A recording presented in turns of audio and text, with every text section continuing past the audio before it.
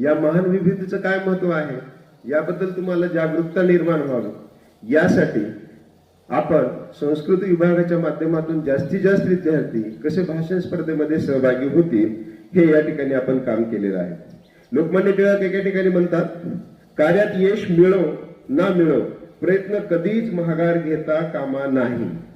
आपण प्रत्येक गोष्ट एखादं करत असताना कार्यात यश मिळो ना मिळो प्रयत्न कधीच महागार घ्यायचं नाही या उक्तीप्रमाणे आपल्या शाळेतील सर्व विद्यार्थ्यांनी आपल्या तोडक्या मोडक्या शब्दामध्ये जसं जमेल तशा पद्धतीनं या ठिकाणी भाषण करून आपले जे विचार होते ते व्यक्त करण्याचं या ठिकाणी तुम्ही अतिशय मोलाचं असं कार्य केलेलं आहे। त्याबद्दल सर्व विद्यार्थ्यांचं सांस्कृतिक विभाग आणि बापूजी विद्यालय रोकडा सारगाव येथील सर्व शिक्षक आणि विद्यार्थी यांचं मनपूर्वक आभार। धन्यवाद।